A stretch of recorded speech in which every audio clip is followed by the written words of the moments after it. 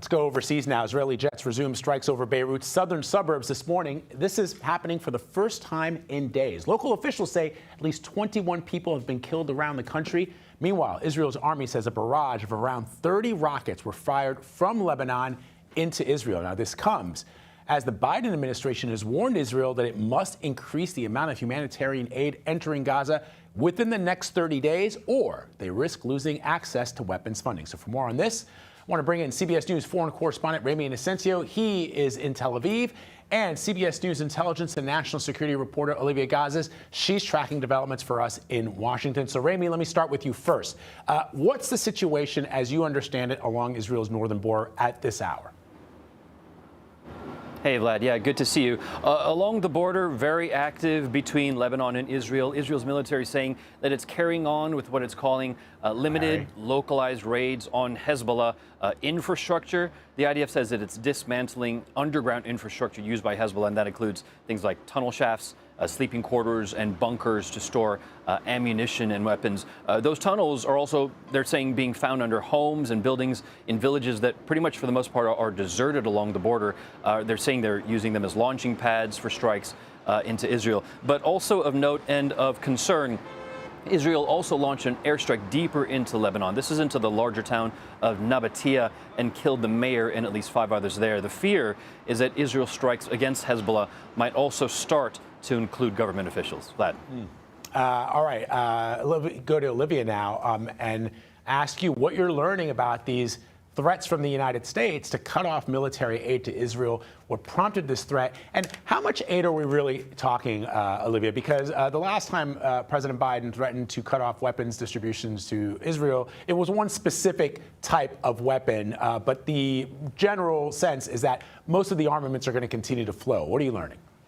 That's right, Vlad. And we did confirm yesterday that Secretary of State Antony Blinken and Secretary of Defense Lloyd Austin sent this 4-page letter to the Israeli government, Israeli Defense Minister Yoav Gallant and top aide to Prime Minister Netanyahu, Ron Dermer, laying out these potential conditions on U.S.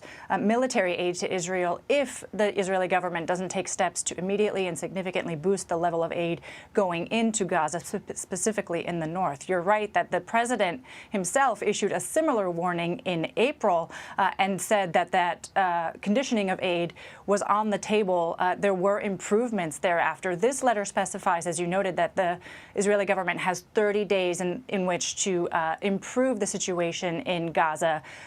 Cynics noting, of course, that any politically sensitive decisions with regard to aid to Israel now falling after the election. Aid groups have been warning for weeks, if not months, that aid into Gaza has fallen off precipitously. The State Department said yesterday it's been down 50% from its peak and is warning that the threat of famine is again looming just as winter is approaching. For its part, the Israeli government is arguing that no, it has in fact been letting aid into Gaza. The problem is with distribution internally once it gets there. Various Israeli officials have alleged that Hamas is running something of a protection racket there, trying to glean funds from the aid that actually gets in and taking advantage of Gazan citizens there. The UN Security Council is meeting this morning to discuss the situation further, so we'll be monitoring whether there are additional actions taken on the international stage.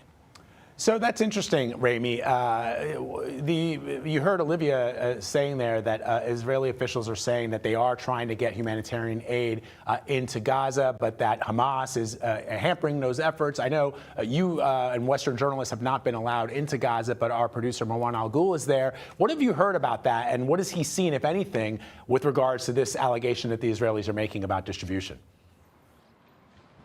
Sure. Well, Olivia mentioned that the UN Security Council is meeting right now, and Israel's UN ambassador, actually, Danny Danon, said that Israel, quote, remains committed to working with our international partners to ensure that aid reaches those who need it. That just coming out in the last couple of minutes. But, you know, in reaction to that letter, we actually did see a change after that warning. The IDF said that aid from about 50 trucks with food and with medical supplies coming from the country of Jordan next door were actually transferred into the northern Gaza Strip earlier today. The IDF also actually released video showing those aid trucks rolling into northern Gaza. They said themselves they were filled with food, water, medical supplies, and shelter equipment. We hear that might be up to 90 trucks that might be let in today, but that's still fewer than the U.S. demand in that letter, saying that a minimum of 350 trucks every single day is what they want to see let into Gaza. And Olivia, let me ask you, all of this is happening around the news that the United States is sending this ground-based interceptor system along with troops to Israel. That deployment, I'm guessing, Olivia, is still going ahead. Are you aware of a timeline for it? You're absolutely right, Vlad. And our Pentagon team getting indications this morning it could be operable as soon as today or tomorrow, which is meaningful. We actually asked here at the State Department whether there was an inconsistency between sending, what amounts to a sternly worded letter with a 30-day lead time on humanitarian conditions in Gaza versus near simultaneously deploying a prized anti-missile system to the Israeli government. Does that send an incoherent message? The answer here was no. We remain committed to Israel's defense, especially as, lest we forget, Israel is still expected to undertake a retaliatory strike on Iran for that barrage of 180 ballistic missiles sent over on October 1st. So the U.S. maintaining that it needs to boost deterrence in the event of an Iranian counterstrike to the still looming Israeli strike. But again, critics, Vlad, pointing out that it's very hard to shape Israeli behavior by the distant prospect of the conditioning of aid, while at the same time maintaining, if not growing, military support for the Israelis in real time.